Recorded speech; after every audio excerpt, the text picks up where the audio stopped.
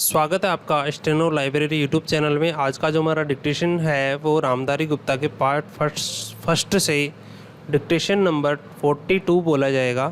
गति 90 शब्द प्रति मिनट। तो डिक्टेशन लिखने के लिए आप रेडी हो जाइए।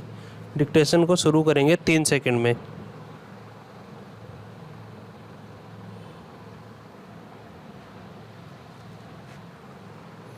स्टार्ट।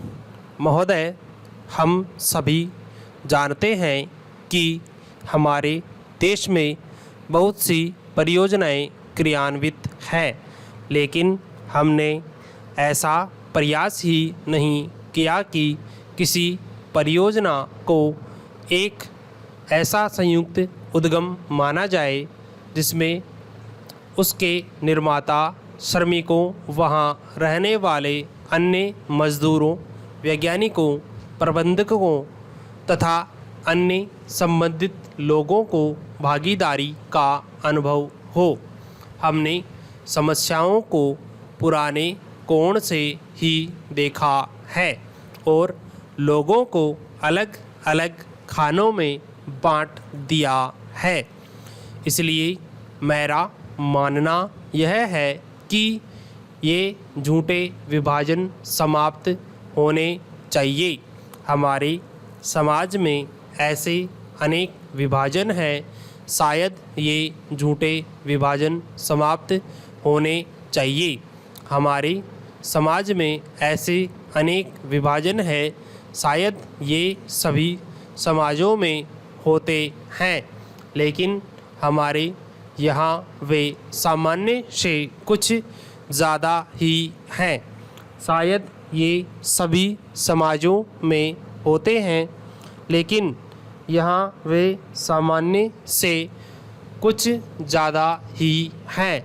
ये धर्म के आधार पर, जातियों के आधार पर, भाषा के आधार पर तथा क्षेत्र के आधार पर पाए जाते हैं। पैरा। एक व्यक्ति और एक वर्ग को एक दूसरे से अलग करने वाली अनेक तरह की दीवारें हैं और इन सब विभाजनों को इस्तेमाल हमारी एकता को तोड़ने के लिए किया जाता है। जो एक होकर खड़े होना चाहते हैं, जो भिन्न भिन्न जातियों और धर्मों के होते हुए भी एक ही उद्देश्य से प्रेरित हैं, हमें यह सावधानी रचनी होगी कि ऐसे लोगों के समूह को कोई भी कमज़ोर न कर सके और उन्हें कोई तोड़ न सके।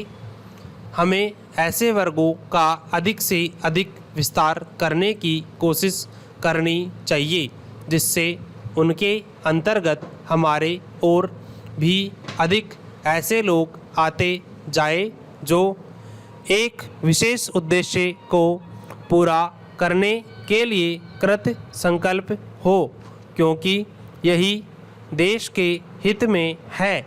इसी से देश मजबूत बनेगा, देशवासी मजबूत बनेंगे, देश का हर तरफ से विकास होगा, चाहे वह आर्थिक स्थिति हो या सामाजिक स्थिति हो, जिनके अंतर्गत कोई एक वर्ग ही नहीं बल्कि सभी वर्गों के लोग हैं।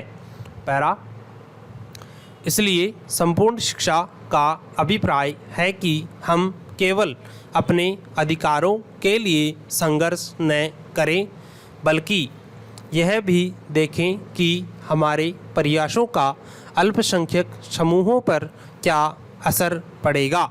औद्योगिक क्षेत्र सुगठित है, उसकी आवाज़ शक्तिशाली है, उसमें एकता है और इसलिए इसका प्रभाव पड़ता है। लेकिन हमारे देश में बहुत से ऐसे वर्ग हैं जिनकी आवश्यकताएं अन्य वर्ग से कहीं ज़्यादा महत्व की है, परंतु उनमें एकता नहीं है, उनकी मांगें भी हैं। केवल इसी कारण से उनकी उपेक्षा नहीं की जा सकती। हम यह नहीं कह सकते कि उनकी कोई मांगे नहीं है, डिक्टेशन ओवर। तो डिक्टेशन की गति थी 90 शब्द प्रति मिनट। PDF आपको वीडियो को डिस्क्रिप्शन में मिल जाएगा, वहाँ से जाके आप डाउनलोड कर सकते हैं इसको। और ट्रांसक्राइब किए हुए मैटर से आपको मैच करके कमेंट में ज़रूर बताना है कि कितनी गलतियाँ आपकी आ रही हैं।